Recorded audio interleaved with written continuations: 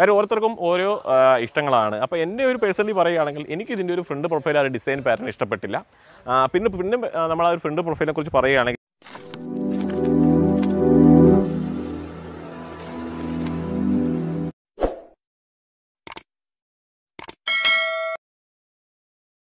Hello guys, എല്ലാം നമസ്കാരം. ഞാൻ ശ്രീ വിശാഖ് വിവി എന്ന എൻ്റെ യൂട്യൂബ് ചാനലിലേക്ക് ഏവർക്കും സ്വാഗതം.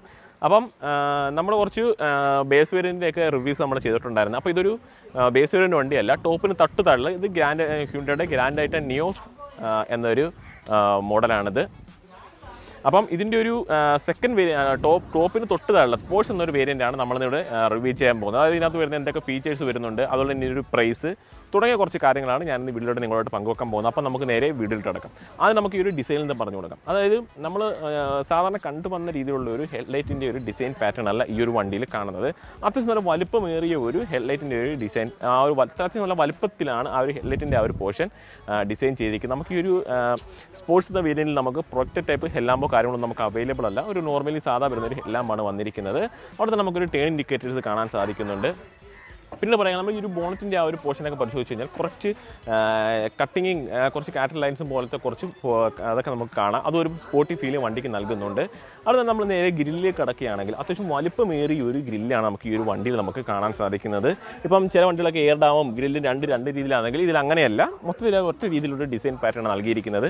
അതിന് ചുറ്റും തന്നെ നമുക്കൊരു പിയാനോ ബ്ലാക്ക് ഫിനിഷ് കാണാൻ സാധിക്കുന്നുണ്ട്. ക്രോമിൻ്റെ എലമെൻറ്റുള്ള കാര്യങ്ങളൊന്നും ഈ ഒരു ഫ്രണ്ട് പോർഷനിൽ കാണുന്നില്ല. അത്യാവശ്യം മറ്റുള്ള വണ്ടിയിൽ കാണുന്ന പോലെ തന്നെ ഹ്യുണ്ടായുടെ ഒരു വലിപ്പമേറിയ ഒരു ബാഡ്ജിങ് നമുക്ക് കാണാം. ഈ ഒരു പോർഷനിലായിട്ട് തന്നെ നമുക്ക് ആ ഒരു ഫോഗ് ലാമ്പിൻ്റെ ഡിസൈൻ നൽകിയിട്ടുണ്ട്. ഹ്യുണ്ടായുടെ മറ്റുള്ള വണ്ടിയിൽ കാണുന്ന പോലെ തന്നെ ഒരു ലിഫ്റ്റ് രീതിയിലുള്ള ഡിസൈൻ നമുക്ക് ഈ ഒരു സൈഡ്, ഈ ഒരു ബമ്പറിന് തൊട്ട് താഴെയായിട്ട് നമുക്ക് കാണാം. ഈ ഒരു DRL പോലത്തെ ഒരു ഡിസൈൻ പാറ്റേൺ ഈ ഒരു പോർഷനിലായിട്ടാണ് വന്നിരിക്കുന്നത്. അതൊരു ബൂമറാങ് പോലത്തെ ഒരു ഡിസൈൻ പാറ്റേണാണ് നൽകിയിരിക്കുന്നത്. അവിടെ ഇവിടെയായിട്ട് ആ ഒരു ഡിസൈനാണ് അവിടെ നൽകിയിരിക്കുന്നത്. അപ്പോൾ ഇതാണ് നമ്മുടെ ഈ ഒരു ഫ്രണ്ടിലത്തെ ഒരു ഡിസൈൻ പാറ്റേൺ എന്ന് പറയുമ്പം.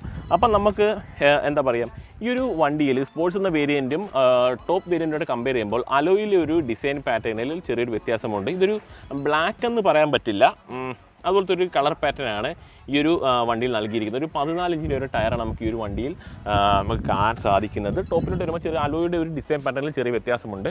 അവിടെ നമ്മൾ ഈ സൈഡ് പ്രൊഫൈലൊക്കെ നോക്കുന്ന സമയത്ത് ഈ ഒരു ടോപ്പിലൊക്കെ നോക്കിക്കഴിഞ്ഞാൽ ആ ഒരു റൂഫ് റെയിലും കാര്യങ്ങളൊക്കെ നമുക്ക് ഈ ഒരു വണ്ടിയിൽ കാണാം. അത് കുറച്ചുകൂടി ഒരു സ്പോർട്ടി ഫീൽ ഈ ഒരു വണ്ടിയുടെ ഒരു സൈഡ് പ്രൊഫൈലിൽ നൽകുന്നുണ്ട്.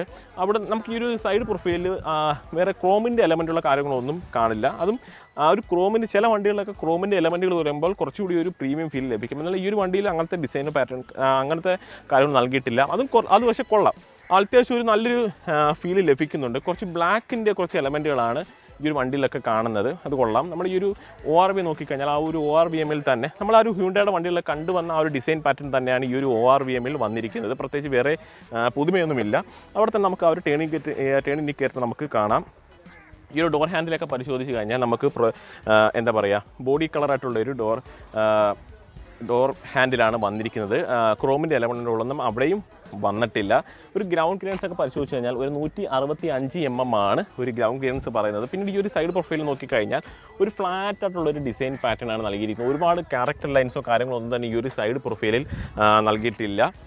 പിന്നീട് പറയുകയാണെങ്കിൽ എന്താ പറയുക, നമ്മൾ ഈ ഒരു സി പില്ലറിൻ്റെ അവിടേക്ക് കടക്കുകയാണെങ്കിൽ ആ ഒരു ഇവിടെ ഒരു ബ്ലാക്ക് ഫിനിഷിങ്ങിൽ ഗ്രാൻഡ് i10 എന്ന ഒരു ബാഡ്ജിങ് ഇവിടെ നൽകിയിട്ടുണ്ട്. അതിനോട് തൊട്ട് പുറയിലായിട്ട് തന്നെ ചെറിയൊരു പിയാനോ ബ്ലാക്ക് ഫിനിഷും വരുന്നുണ്ട്.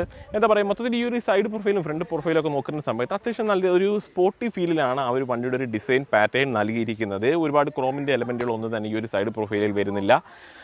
പിന്നെ പറയുന്നത് പുതുമയായിട്ടും ഒന്നും പറയാനായിട്ടില്ല. നമ്മൾ മറ്റുള്ള വണ്ടികളിലൊക്കെ കാണുന്ന പോലത്തെ തന്നെയാണ്. ഒരു ഗ്രൗണ്ട് ക്ലിയറൻസ് ആയാലും ORVM എല്ലാം നമ്മൾ കണ്ടിട്ടുള്ള രീതിയിലുള്ള ഡിസൈൻ പാറ്റേണാണ്. പ്രത്യേകിച്ച് വ്യത്യാസങ്ങളൊന്നുമില്ല. പിന്നെ പറയുകയാണെങ്കിൽ ആ ഫ്രണ്ടിലത്തെ ആ ഒരു ബൂമറാങ് പോലത്തെ ഒരു DRL ആ ഒരു പുതുമ മാത്രമേ ഉള്ളൂ പറയാനായിട്ട്. ബാക്കിയെല്ലാം നമ്മൾ കണ്ടിട്ടുള്ള രീതിയിലുള്ള ഡിസൈൻ പാറ്റേൺ തന്നെയാണ് ഈ ഒരു സൈഡ് പ്രൊഫൈലെല്ലാം വന്നിരിക്കുന്നത്.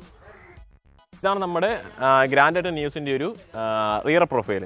അപ്പോൾ എനിക്ക് പേഴ്സണലി പറയുകയാണെങ്കിൽ എനിക്കിതിൻ്റെ ഇഷ്ടപ്പെട്ടത് ആ ഒരു റിയർ സൈഡ് ഒരു ഡിസൈൻ പാറ്റേൺ ആണ് എനിക്ക് പേഴ്സണലി ഇഷ്ടപ്പെട്ടത്. എനിക്ക് ആ ഒരു ഫ്രണ്ട് പ്രൊഫൈൽ എനിക്ക് അത്ര അങ്ങോട്ട്, കാര്യം ഓരോരുത്തർക്കും ഓരോ ഇഷ്ടങ്ങളാണ്. അപ്പോൾ എൻ്റെ ഒരു പേഴ്സണലി പറയുകയാണെങ്കിൽ എനിക്കിതിൻ്റെ ഒരു ഫ്രണ്ട് പ്രൊഫൈൽ ആ ഒരു ഡിസൈൻ പാറ്റേൺ ഇഷ്ടപ്പെട്ടില്ല.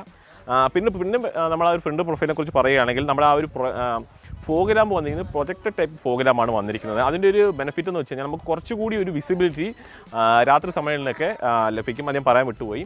നമ്മൾ ഈ ഒരു റിയർ സൈഡിലെ ഒരു ഡിസൈൻ പാറ്റേൺ നോക്കിക്കഴിഞ്ഞാൽ നമുക്ക് rear camera rear wiper option നമുക്ക് വരുന്നില്ല. അതായത് ടോപ്പ് എൻഡിൽ വരുന്നുണ്ട്. ഇതൊരു സ്പോർട്സ് വേരിയൻ്റ് ആയതുകൊണ്ട് അതായത് ഈ ഒരു രണ്ട് വേരിയൻറ്റും തമ്മിൽ ചെറിയ മൈന്യൂട്ടായിട്ടുള്ള കുറച്ച് വ്യത്യാസങ്ങളേ ഉള്ളൂ. അപ്പം നമുക്കിതൊരു റിയർ വൈപ്പർ വരുന്നില്ല. ഡിഫോഗർ ലൈൻസ് നമുക്ക് അവൈലബിൾ ആണ്. ഷാർപ്പിൻ ആൻഡ് നമുക്ക് അവിടെ കാണാം. അതുപോലെ തന്നെ ഹ്യൂണ്ടായുടെ ഒരു വലിയൊരു ബാഡ്ജിങ് കാണാം. നിയോസ് എന്ന ഒരു ബാഡ്ജിങ് ഈ ഒരു പോർഷനിലായിട്ട് നൽകിയിട്ടുണ്ട്. അത് അത്യാവശ്യം നല്ല സ്പോർട്ടി ഫീലിലാണ്. ആ ഒരു ബാഡ്ജിങ് അത്യാവശ്യം വലുപ്പത്തിലാണ് അത് നൽകിയിരിക്കുന്നത്. ഗ്രാൻഡ് i10 എന്ന ഒരു ബാഡ്ജിങ് കാണാം. ഹ്യൂണ്ടായി ഗ്രാൻഡ് i10 നിയോസ് അതിൽ ഫുള്ളി നൽകിയിട്ടുണ്ട്. പിന്നെ സ്പോർട്സ് എന്ന ആ ഒരു ബാഡ്ജിങ് വേരിയൻ്റ് തിരിക്കുന്ന ആ ഒരു ബാഡ്ജിങ്ങും ഈ ഒരു സൈഡിലായിട്ട് നൽകിയിട്ടുണ്ട്. കുറച്ച് ക്യാരക്ടർ ലൈൻസ് പോലത്തെ കുറച്ച് ഡിസൈൻ പാറ്റേണൊക്കെ ഈ ഒരു റിയർ സൈഡിൽ വരുന്നുണ്ട്. അത് പുതുമയുള്ള ഒരു ടെയിൽ ലാമ്പ് ഡിസൈനാണ് ഈ ഒരു വണ്ടിയിൽ നൽകിയിരിക്കുന്നത്. അതും കൊള്ളാം. പിന്നീട് പറയുകയാണെങ്കിൽ നമ്മുടെ ആ റിവേഴ്സ് ക്യാമറയുടെ ഓപ്ഷൻ ഈ ഒരു സ്ലോട്ടിലായിട്ടാണ് നൽകിയിരിക്കുന്നത്. നമ്മളിപ്പോഴത്തെ 1-2 വണ്ടികളിലൊക്കെ ആ ഒരു ഡിസൈൻ പാറ്റേൺ നമ്മൾ കണ്ടിട്ടുണ്ട്.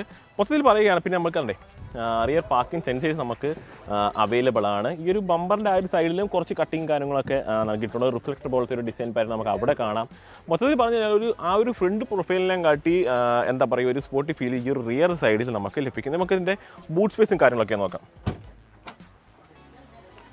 ബൂട്ട് സ്പേസിലേക്ക് കടക്കുകയാണെങ്കിൽ ഈ ഒരു കാറ്റഗറിയിലുള്ള വണ്ടികളിൽ പൊതുവേ ബൂട്ട് സ്പേസ് അത്ര അങ്ങ് എടുത്ത് പറയത്തക്കയില്ല. ഇതിൽ വന്നിരിക്കുന്ന ഒരു 260 ലിറ്റർ ബൂട്ട് സ്പേസ് ആണ് വന്നിരിക്കുന്നത്. അത് ഒരുപാട് ഉണ്ടെന്ന് ഞാൻ പറയുന്നില്ല. എന്നാലും ഭേദപ്പെട്ട ഒരു ബൂട്ട് സ്പേസ് ആണ്. അത്യാവശ്യം സാധനങ്ങളൊക്കെ നമുക്ക് കൊണ്ടുപോകാം. ഒരു പാർസൽ ട്രേ ഓപ്ഷൻ നമുക്ക് ഈ ഒരു വണ്ടിയിൽ നമുക്ക് അവൈലബിൾ ആണ്. സീറ്റിലേക്ക് കടക്കുകയാണെങ്കിൽ 60-40 സ്പ്ലിറ്റിംഗ് കാര്യങ്ങളൊന്നുമല്ല വന്നിരിക്കുന്നത്. ബെഞ്ച് ഫോൾഡിംഗ് ആണ് വന്നിരിക്കുന്നത്. 60-40 സ്പ്ലിറ്റിംഗ് ഉണ്ടെങ്കിൽ കുറച്ചുകൂടി ബെനിഫിറ്റ് ആണ്. കാരണം ഒരു 3 പേർക്കൊക്കെ യാത്ര ചെയ്യണം എന്നാൽ സാധനങ്ങൾ ഉണ്ട്. അങ്ങനെയാണെങ്കിൽ നമുക്ക് കൊണ്ടുപോകാം. ഇതിപ്പോൾ ഒരു ബെഞ്ച് ഫോൾഡിംഗ് ആയതുകൊണ്ട് കുറച്ച് ബുദ്ധിമുട്ടാണ്. അപ്പോൾ ഇതൊക്കെ തന്നെയാണ് ഈ ഒരു റിയർ സൈഡിലൊരു വിഷയം. അതായത് ഇത് പിടിച്ചടക്കാനായിട്ട് ചെറിയ ഇവിടെ ഒരു അടയ്ക്കാനൊരു സ്ലോട്ട് നൽകിയിട്ടുണ്ട്. അതും കൊള്ളാം. അപ്പോൾ ഇതൊക്കെ തന്നെയാണ് ഇതിൻ്റെ ഒരു റിയർ സൈഡിലൊരു വിശേഷങ്ങൾ. നമുക്ക് ഇതിൻ്റെ ഇൻറ്റീരിയറിലുള്ള വിശേഷങ്ങളും ഒക്കെ നോക്കാം. ഈ ഒരു ഇന്ത്യയിലേക്ക് കിടക്കുന്ന കഴിയുമ്പോൾ നമ്മൾ ഈ ഒരു ഡോർ പാനൽ ഒരു ഡിസൈൻ പാറ്റേൺ നോക്കണമല്ലോ. അപ്പോൾ ഈ ഡോർ പാനലിലേക്ക് നോക്കുന്ന സമയത്ത് എനിക്ക് തോന്നിയൊരു കാര്യമാണ് കുറച്ച് ഡാർക്കായിട്ടൊരു ഡിസൈൻ അല്ല നൽകിയിരിക്കുന്നത്. കുറച്ച് ലൈറ്റായിട്ടൊരു ബ്ലാക്ക് കളറാണ് ഈ ഒരു വണ്ടിയിൽ നൽകിയിരിക്കുന്നത്. അത് ഞാൻ വളരെ റെയറായിട്ടേ കണ്ടിട്ടുള്ളൂ. സാധാരണ വണ്ടികളിലൊക്കെ കുറേ ഡാർക്കായിട്ട് ഡിസൈൻ പാറ്റേൺ നൽകാറുണ്ട്. പക്ഷേ ഈ ഒരു വണ്ടിയിൽ അങ്ങനെയല്ല. ഒരു 2 കളർ നൽകിയിട്ടുണ്ട്. ഒരു ലൈറ്റ് ആയിട്ടുള്ള കളറും കുറച്ച് ഡാർക്കായിട്ടുള്ള കളറും. ആ ഒരു ഡാഷ്ബോർഡിൻ്റെ ഒരു ഡിസൈൻ പാറ്റേണൊക്കെ നല്ല രീതിയിൽ തന്നെ ഡിസൈൻ ചെയ്തിട്ടുണ്ട്. പവർ വിൻഡോയുടെ കൺട്രോൾസ് ഇവിടെ കാണാം. അതുപോലെ തന്നെ നമ്മുടെ ഡോർ ലോക്ക് അൺലോക്ക് ആ ഒരു കൺട്രോൾ ഇവിടെ കാണാം. അതുപോലെ തന്നെ നമ്മുടെ ORVM കൺട്രോൾ ചെയ്യേണ്ട ആ ഒരു കൺട്രോൾസും കാര്യങ്ങളൊക്കെ ഈ ഒരു പോർഷനിൽ അവിടെ മൊത്തം ഒരു ഡാർക്കായിട്ട് ഡിസൈൻ പാറ്റേൺ ആണ് നൽകിയിരിക്കുന്നത്. പിന്നെ എന്താ പറയുക കുറച്ച് സ്റ്റോറേജ് സ്പേസും കാര്യങ്ങളൊക്കെ ഇവിടെ വരുന്നുണ്ട് മറ്റുള്ള വണ്ടികൾ വരുന്ന പോലെ തന്നെ. പിന്നെ ഇനി നമുക്ക് അകത്തേക്ക് കിടക്കുന്നതിന് മുമ്പ് തന്നെ ഈ ഒരു AC പിന്നെ ഡിസൈൻ പാറ്റേണൊക്കെ നല്ല രീതിയിൽ തന്നെ ഡിസൈൻ ചെയ്ത് ചുറ്റും ഒരു പിയാനോ ബ്ലാക്ക് ഫിനിഷും എല്ലാം വരുന്നുണ്ട്. ഇനി നമുക്ക് ഈ ഒരു വണ്ടിയിൽ നമുക്ക് പുഷ് ബട്ടൺ സ്റ്റാർട്ട് നമുക്ക് അവൈലബിൾ അല്ല. അതൊരു ടോപ്പ് വേരിയന്റിലേക്ക് വരുള്ളൂ. ഈ ഒരു വണ്ടിയിൽ നമുക്ക് പുഷ് ബട്ടൺ സ്റ്റാർട്ട് നമുക്ക് അവൈലബിൾ അല്ല. ഇനി നമുക്ക് ഇതിൻ്റെ ഇന്ത്യയിലുള്ള ഡിസൈൻ എന്തൊക്കെയാണ് ഉള്ളതെന്ന് നമുക്കൊന്ന് നോക്കാം. ഒന്ന് അകത്തോട്ടൊന്ന് കയറി നോക്കാം.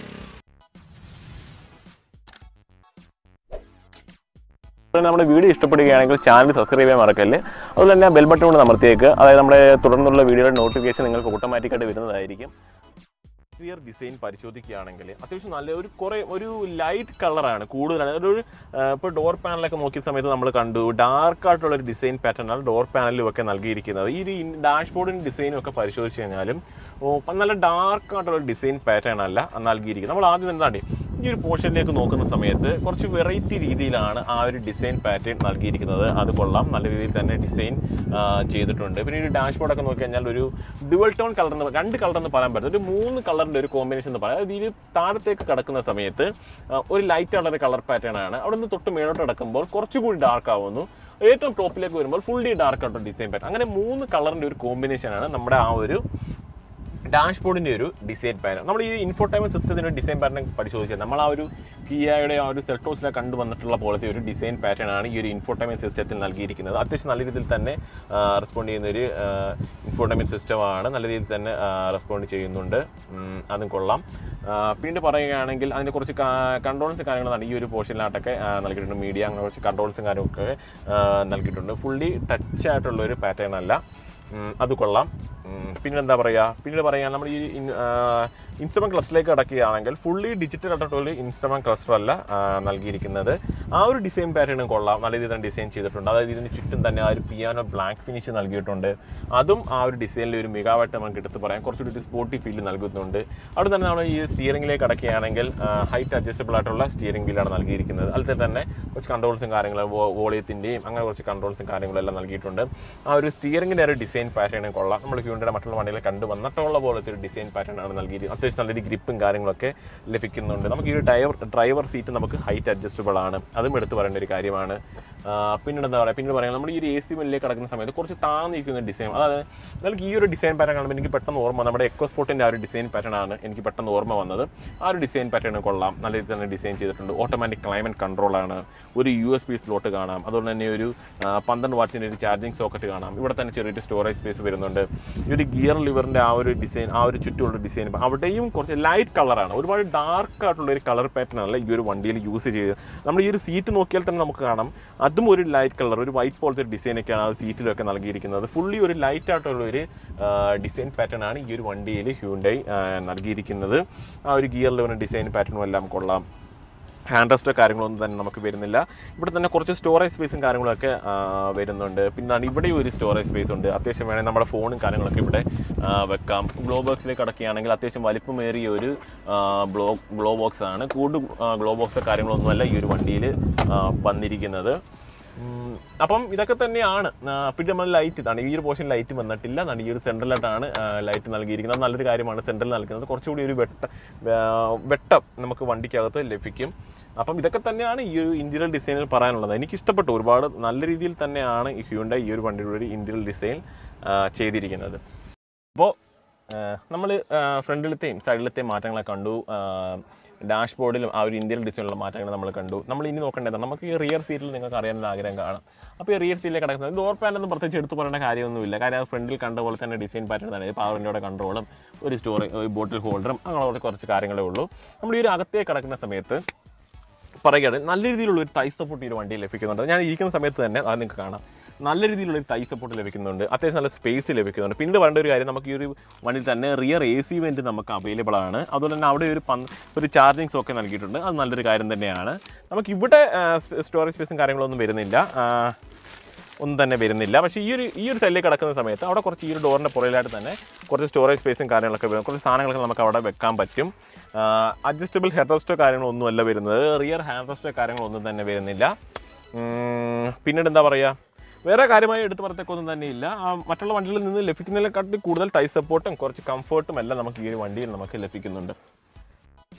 നമ്മളതിൻ്റെ എഞ്ചിനിലേക്ക് കിടക്കുകയാണെങ്കിൽ ഒരു 1.2 ലിറ്റർ പെട്രോൾ എഞ്ചിനും അതുപോലെ തന്നെ ഒരു 1.2 ലിറ്റർ ഡീസൽ എഞ്ചിനും ആണ് ഈ ഒരു വണ്ടിക്ക് വരുന്നത്. അതിൻ്റെ പെട്രോളിൻ്റെ ഒരു കാര്യത്തിലേക്ക് കിടക്കുകയാണെങ്കിൽ ഒരു 83 PS പവറും അതുപോലെ ഡീസലിൻ്റെ ഒരു കാര്യത്തിലേക്ക് കിടക്കുകയാണെങ്കിൽ ഒരു 75 PS പവറുമാണ് ഈ ഒരു വണ്ടിക്ക് ലഭിക്കുന്നത്. അതുപോലെ തന്നെ ഈ ഒരു വണ്ടി നമുക്ക് ഓട്ടോമാറ്റിക്കലും അതുപോലെ തന്നെ മാനുവൽ ട്രാൻസ്മിഷനിലും നമുക്ക് ഈ ഒരു വണ്ടി നമുക്ക് അവൈലബിൾ ആണ്.